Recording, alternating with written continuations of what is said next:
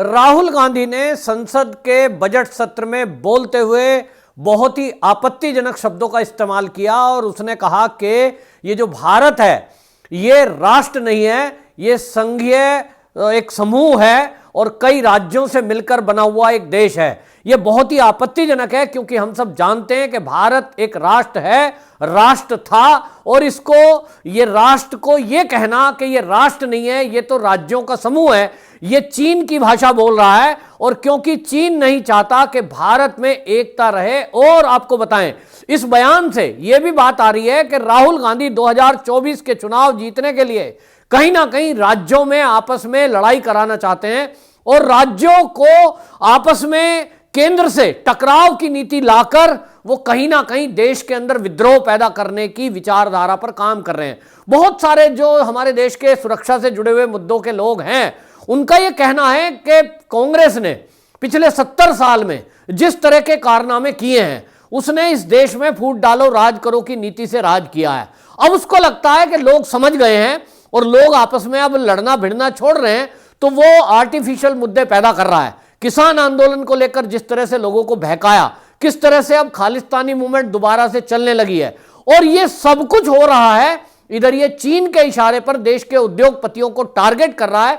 राहुल गांधी का यह कहना कि देश की 70% जो इकोनॉमी है उसके ऊपर पूरे देश के बजाय कुछ लोगों का 30% लोगों का कब्जा है, ये बता रहा है कि वो बार बार उद्योगपतियों को टारगेट करते हैं। और उन्होंने कहा कि ये कोरोना का नया वेरिएंट है जो डबल ए यानी अडानी और अंबानी।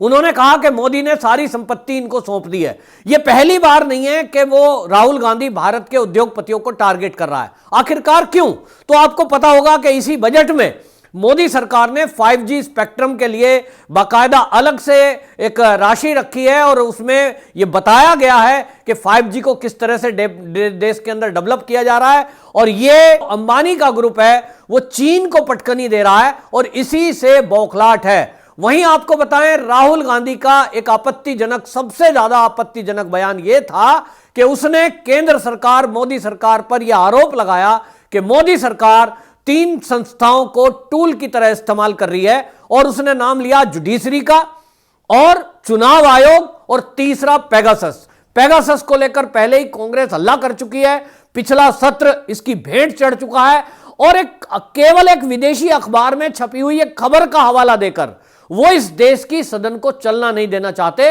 ये पूरी की पूरी चाल है। इसी बात को लेकर आपको बताएं, ये जो हमारे विदेश मंत्री एस जयशंकर है वो पहले ही कह चुके कि जो ये अखबार है, जिस अमेरिका के अखबार में ये पेगासस रूपी खबर छपी थी, आप टाइमिंग देखिए कि सदन चलने वाला है और मात्र उसके एक दिन पहले उसमें खबर छपती है।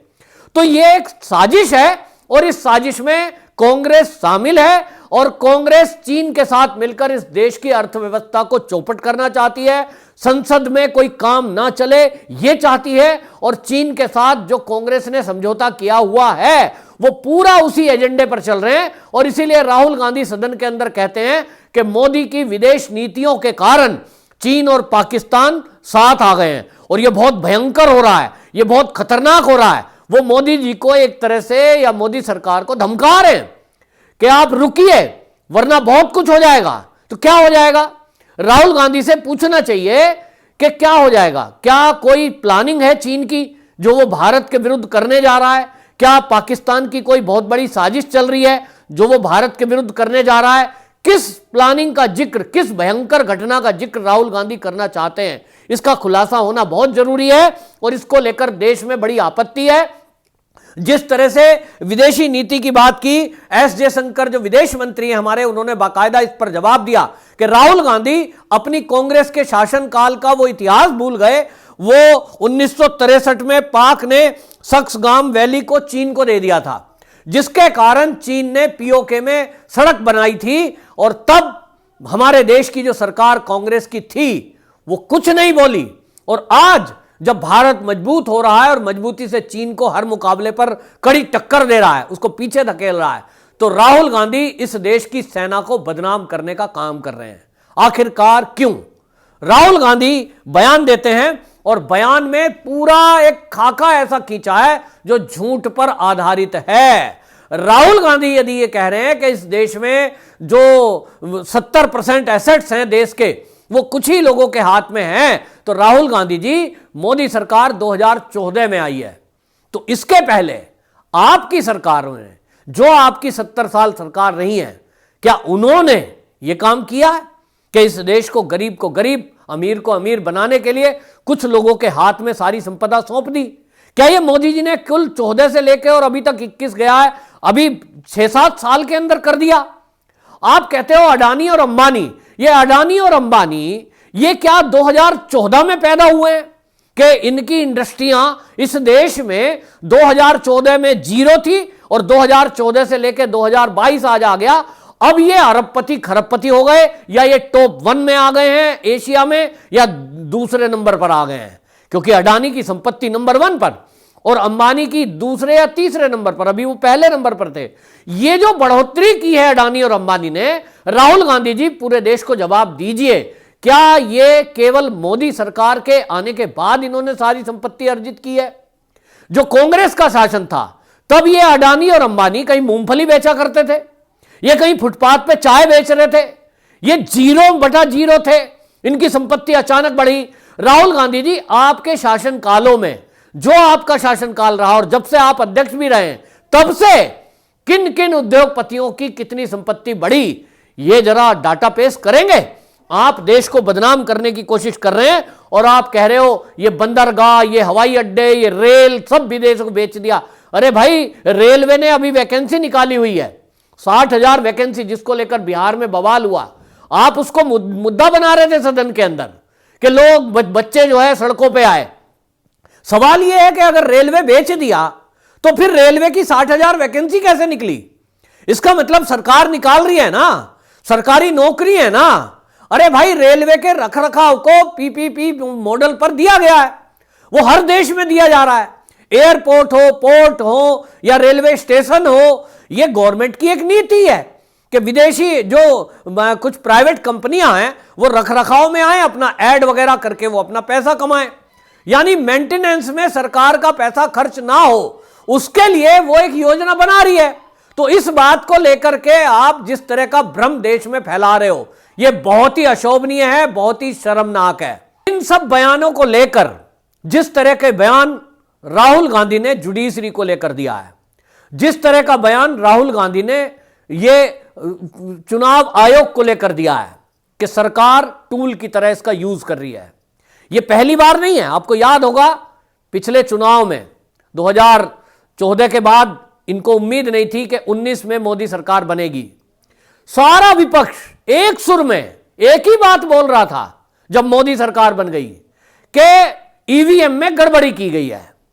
जिन राज्यों में कांग्रेस की सरकार आ गई, जिन राज्यों में पश्चिम बंगाल में ममता बनर्जी मुख्यमंत्री बन गई, वहां तो ईवीएम ठीक है, बाकी सबका राग यही है कि ईवीएम खराब है, चुनाव आयोग मोदी से मिला हुआ है।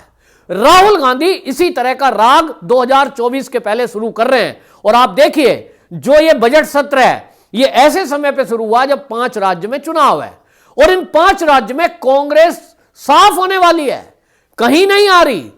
और इसलिए कांग्रेस को लगता है कि राहुल गांधी, प्रियंका गांधी और सोनिया गांधी के सर पे ठीकरा फूटे कि भाई राहुल गांधी के चलते कांग्रेस जीरो होती जा रही है। पंजाब के अंदर भी देख लो, कितने कांग्रेस के लोग या तो अकाली दल में आ गए या बीजेपी में आ गए या आप में चले गए। राहुल गांधी पर सवाल उठ रहा है, सोनिया गांधी पर सवाल उठ रहा है, लेकिन ये उस मुद्दे को मोल्ड कर रहे हैं और ये सवाल उठाएंगे ईवीएम पर। और ये ईवीएम पर सवाल नहीं है, हमारे देश की संवैधानिक संस्था पर सवाल है। अब आप सोचिए कि जब चुनाव आयोग को आप ये घोषित करने की कोशिश करेंगे कि चुनाव आयोग केवल बीजेपी के कहने में चल रहा है, एक व्यक्ति के कहने में चल रहा है और वो निष्पक्ष नहीं है, तब मुझे ये बताइए किसी भी चुनाव का क्या मतलब रह गया? 5 राज्यों में चुनाव है और ये सब जान रहे हैं और कांग्रेस भी जान रही है कि उत्तर प्रदेश पर जिसकी सबकी नजर है, वहां भारतीय जनता पार्टी की सरकार बनने जा रही है। तो अब क्या करो? ईवीएम खराब बताना शुरू कर दो। यहां एक कदम और आगे राहुल गांधी ने बढ़ा दिया और सदन के अंदर खड़े होकर वो ये कहना कि चुनाव आयोग केंद्र सरकार का टूल है, इससे बड़ी बेइज्जती चुनाव आयोग की एक संवैधानिक संस्था की हो नहीं सकती।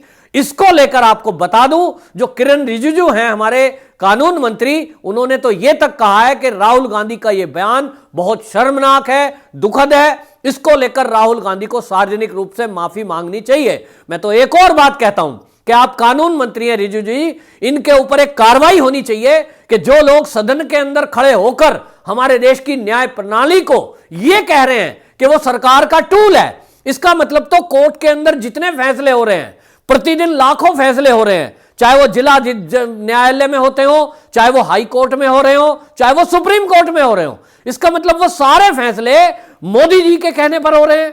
केंद्र सरकार अपने अनुसार करा रही है, उनके विरोध में कोई फैसला नहीं हो रहा है, और वो सारे जज सरकार से डरे हुए या बिके हुए हैं। ये राहुल गांधी ने भारत के सभी जजों का अपमान किया है, न्यायपालिका का अपमान किया है। मेरा सवाल यह है कि जब न्यायपालिका जरा जरा सी बात पर आम आदमी के ऊपर अवमानना का केस कर देती है, सुप्रीम कोर्ट स्वतः संज्ञान ले लेते हैं, हमारे सीजेआई बैठे हैं, जरा सी कोई बात हो जाए तो स्वतः संज्ञान लेकर तत्काल सुनवाई रात के 12 बजे भी हो जाती है।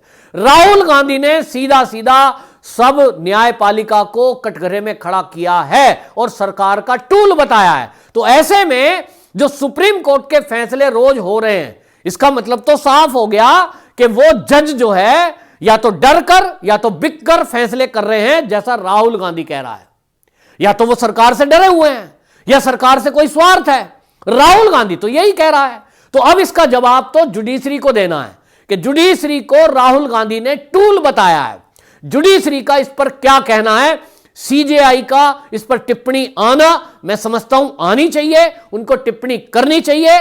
और यदि कानून के दायरे में यह लगता है उनको कि एक सांसद होने के नाते राहुल गांधी का यह बयान है, यह कानून के दायरे में एक गैर कानूनी आता है, तो राहुल गांधी के खिलाफ कार्रवाई करनी चाहिए। जिस तरह से कोई भी अगर इसी बयान को अगर बीजेपी का कोई लीडर कह देता अभी तक कि न्यायपालिका ठीक नहीं है, इतने पर तो मैं बता रहा हूं पूरे देश में बवाल हो गया होता। लेकिन राहुल गांधी जो गांधी खानदान से आता है, उनकी आदत बनी हुई है कि वो कुछ भी बोलें, कुछ भी करें, देश के प्रधानमंत्री को गाली दे दें और उनके ऊपर कुछ भी ना हो। ये है राजसी ठाठ। जिस तरह से वो बता रहे हैं, मोदी जी को तंज कस रहे थे और मोदी जी को कह रहे थे शहंशाह। शहंशाह मोदी नहीं होते हैं, शहंशाह वो होते हैं जो पैतृक पीढ़ी दर पीढ़ी, कभी उनकी नानी थी, कभी उनके दादा थे, कभी उनके जो है पड़नाना थे, राजनीति में आज वो आ गए, इस तरह की बातें कर रहे हैं। और जिस तरह से उन्होंने न्यायपालिका पर सवाल उठाया है, ये चुनाव आयोग पर सवाल उठाया है, ये बहुत शर्मनाक है। चुनाव आयोग पर सोची समझी रणनीति के तहत राहुल गांधी का यह बयान है, क्योंकि जब कल को कांग्रेस सभी राज्यों में, 5 राज्यों में जीरो लाएगी और सत्ता से बाहर होगी, तो राहुल गांधी उस दिन कहेगा, मैंने तो पहले ही कहा था सदन के अंदर, ये तो मोदी जी के दबाव में हो रहा है। तो ये तो सारे फैसले वही हो रहे हैं। तो फिर राहुल गांधी जी, आपने अपने कैंडिडेट खड़े क्यों किए हैं? पंजाब से विड्रॉल करा लो, सब जगह से विड्रॉल करा लो। क्योंकि अगर आप ये कह रहे हो कि वो केंद्र सरकार का टूल है, तो फिर तो कांग्रेस की सरकार तो बनेगी ही नहीं, एक भी कैंडिडेट कांग्रेस का तो जीतेगा नहीं। यदि आपको देश की संवैधानिक संस्थाओं पर भरोसा नहीं है, तो आपको इस देश में रहने का अधिकार भी नहीं है। इनके खिलाफ कार्रवाई होनी चाहिए, क्योंकि देश की संवैधानिक संस्थाओं पर सवाल उठाने वाला व्यक्ति देश हित में कभी नहीं हो सकता। और मेरे हिसाब से, मैं जो कानून के जानकार हैं वो ये कहते हैं, ये देशद्रोह की परिभाषा में आता है कि आप देश की संवैधानिक संस्थाओं पर सवाल उठाएं। और ये पहली बार नहीं है, कांग्रेसी सीबीआई पर, ईडी पर, देश की संस्थाओं पर, सेना पर, सब पर ये सवाल उठाते हैं जहां जहां इनको लगता है कि चीन का कोई हित साधना है। तो सवाल यह है, क्या राहुल गांधी का टोटली भाषण ये चीन की टूल किट का हिस्सा था, या राहुल गांधी खुद के मन से इस तरह से देश की अपमान करने में लगे हुए थे और देश की संवैधानिक संस्थाओं का अपमान कर रहे थे, जो उन्होंने भारत को राष्ट्र नहीं कहकर अपमानित किया है। वंदे मातरम।